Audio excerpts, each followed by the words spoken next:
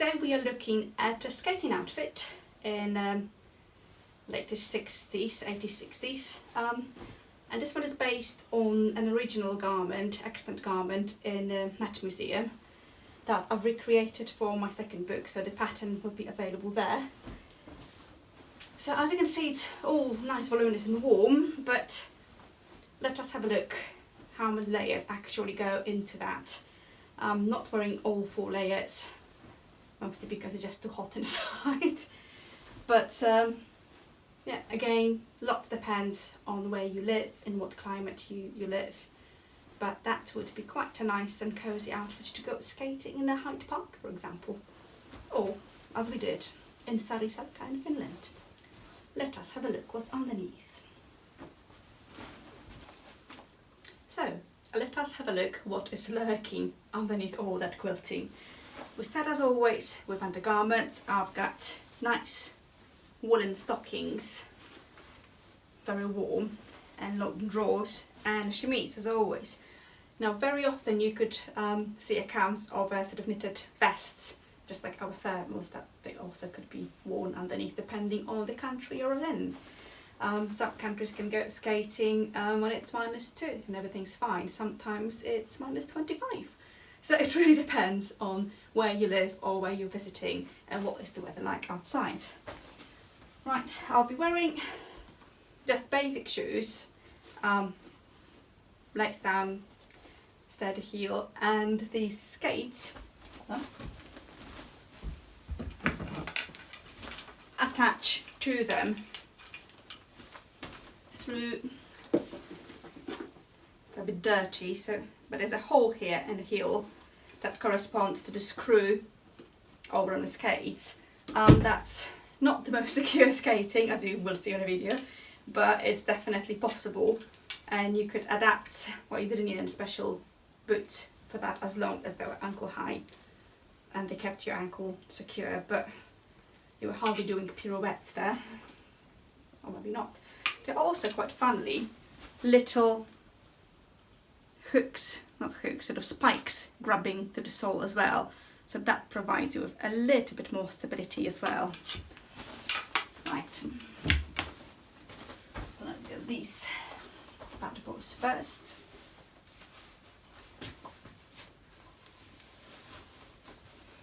And that is going to be very, very warm indeed. I mean, boots like these are actually quite a convenient way of getting your either ice skates or roller skates on. Both will work. Very often, again depending on the country, you could have boots lined especially for skating or for travelling in cold conditions with and insulated properly. These just about do it. It was about -22 today, so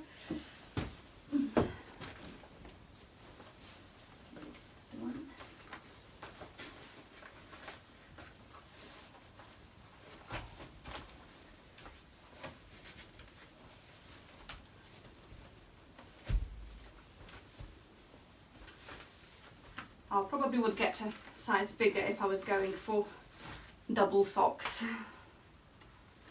You do need some air there to help insulate.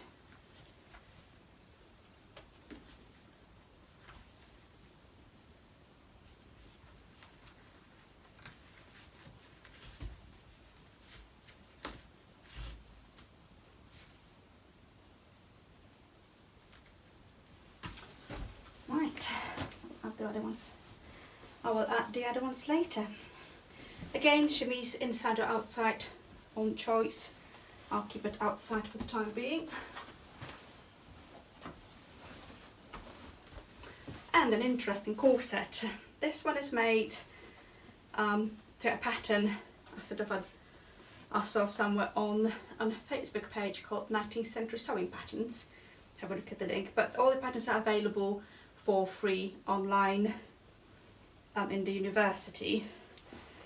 Now, this corset was supposed to be very comfortable with elastic inserts. I use quite a lot of elastic in my riding corset and sports corsets, so I was eager to try it out. And it's 1858 pattern. Now with the historical patterns, you don't actually know whether they've ever been made. You just don't know. Some of the patents were public, some have not, and some ladies may have gone for it and some maybe chose something else. So it's difficult to say whether they actually were tried out first. And from my work in corsetry, sometimes when you look at a patent and you try to recreate according to the patent, and sometimes it works, sometimes it's not, and you have to adjust quite a lot for, you know, real life person. So I'm not sure whether this one was tested, but we are testing it today. So on the information provided in the Harper's Bazaar, I believe it was, it said of elastic inserts, elastic gauze at the bust for free movement, and a front basque. Again, at that time you already have split basques, but apparently not this one, which is a bit of a pain when you put it on and off. So if I had done it again, I probably would go for a split basque. But it also says no other boning apart from baleen at the back. Now it's all fine if you have a smaller chest, but if you have cup F, it doesn't really work very well. It provides a little bit of support, but not enough, so I had to add 2 bones. So, well, very long lacing to make sure that I can put it over my head, and probably not to destroy my coiffure.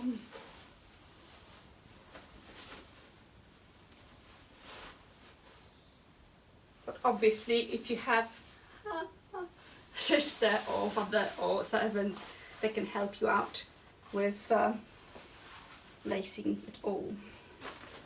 Now the interesting bit is finding the loops and slowly threading them in. It might take some time.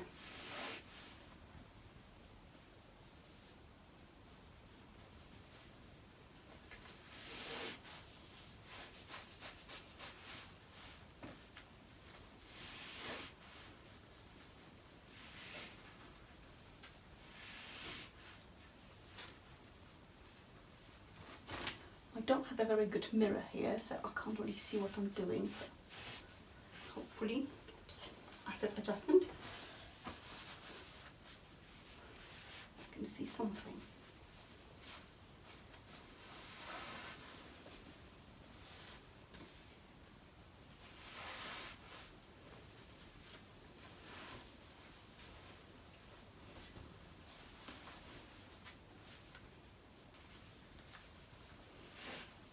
I need a better mirror. Hold on. And as if by magic, it's all done.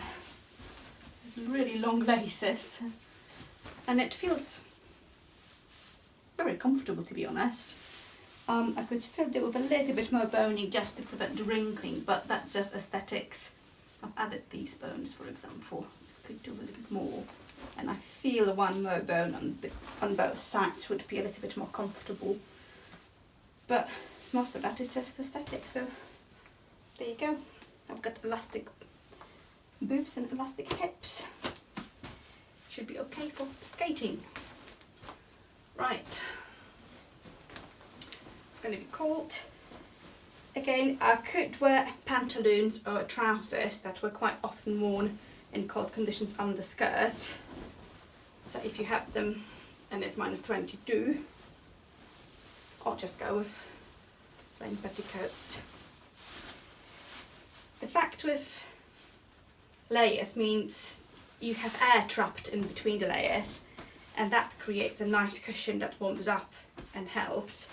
But also you have a lot of garments that were quilted.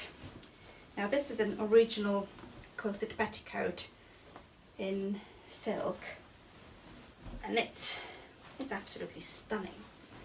So that's something I will be putting underneath to keep me warm.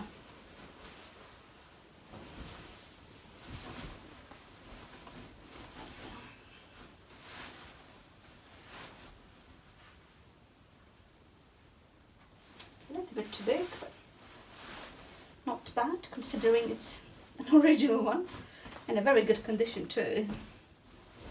I mean, just look at that. It has 2 layers of silk, better silk at the hem when it is more likely to be visible, and corset silk at the top, and it's bound with just a little cotton braid. So that will give you quite a lot of nice warmth. On the top you can wear a vest, a blouse, a bodice, lots of knitted things as well to keep you warm.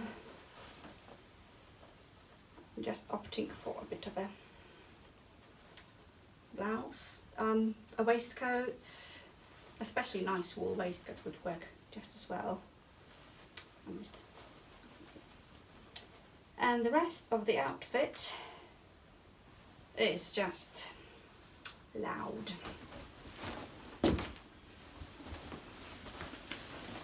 Skirt, it's magenta silk. Again, in the 60s we have a real explosion of colour. We have the aniline dyes being invented and introduced, and things like fuchsia or magenta or sapphire, purples, really strong colours were suddenly quite available almost to anyone. Definitely much cheaper in the past. We used all those colours before, but they were very expensive to achieve, using several dyes in different baths. With aniline dyes, it all became much faster, much quicker, and obviously much cheaper. It would still be a rather luxury item, to be honest, but nothing like it was before. And you have a lot of extant garments that sport these colours, a little bit faded now, but not by much. This one is based on the extant garment that is in Met Museum, and it's quilted all along with wool batting, and it has wool flannelette lining as well. So it's very warm. It's bound with silk velvet guard and closes with hooks. Oh, and it's a little bit heavy.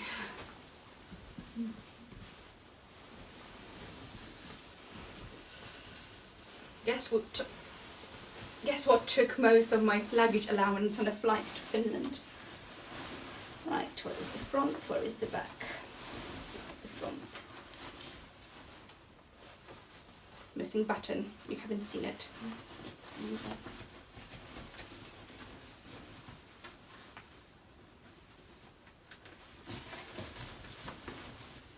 Well, that is a skirt.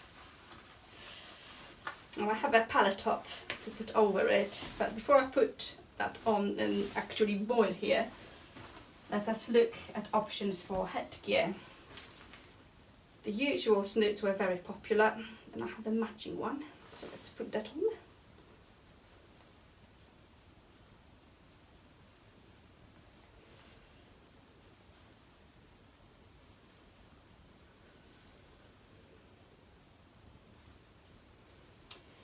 And I have a very nice toque. Again, it is quilted with the same layers. I think one less at the sides because it has additional garments, and that would go on top. Now obviously it's enough if it's not too cold, but again, Saariselka, Inari, Arctic Circle, you need a little bit more to cover your ears at the very. You can have a bashilk, but you also can have a hood. And we have quite a lot of extant hoods in evidence. different patterns, different varieties. This is a very simple one. Again, matching silk, lots of insulation with just a drawstring to form the shape of a hood. Looks a bit like a numna. But that's why I like it.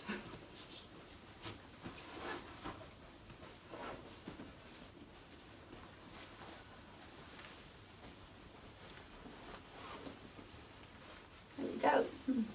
I can hear myself talk at all now, but this is perfect for Finnish winter.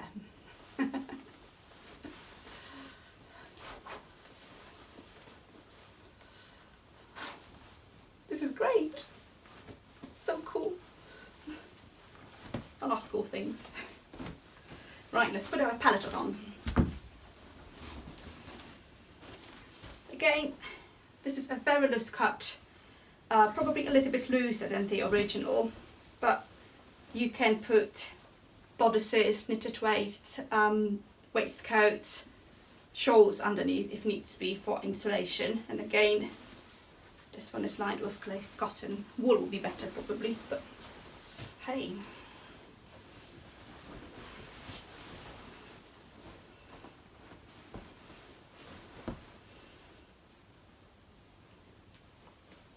It closes with big hooks. This one is just trimmed with fur, but in Arctic winter you would go for full fur-lined garment. Really. And I forgot to bring my little under sleeves. Oh well, forgot my under sleeves. Duh.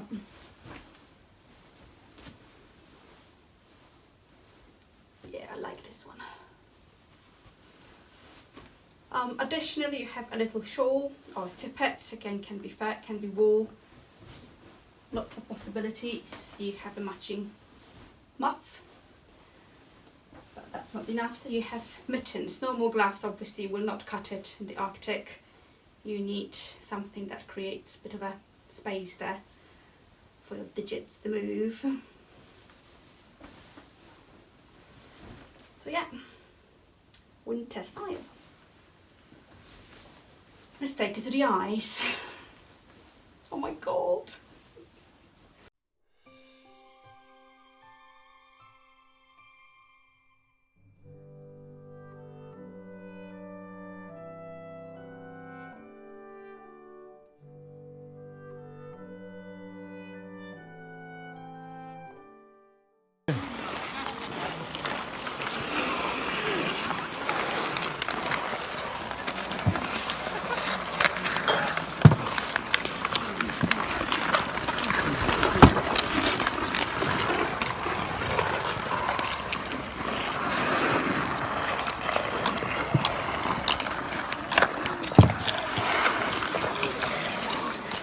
I'm getting better. You go around the route, go on.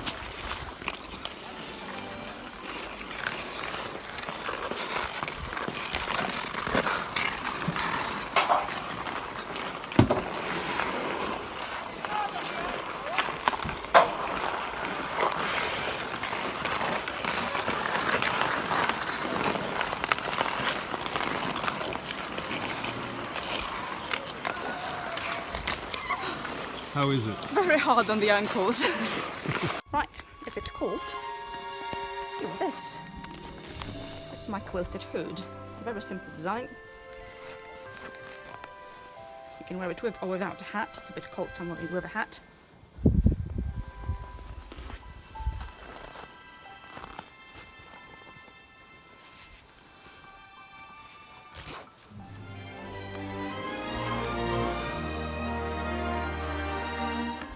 It's very difficult to knot it with mittens, but hey, let's try. Oh, what was that? Ta-da! You can't hear a thing. What? Blessing at times, I think. But basically, this really protects you quite well. And if it's snowing and very cold, even better.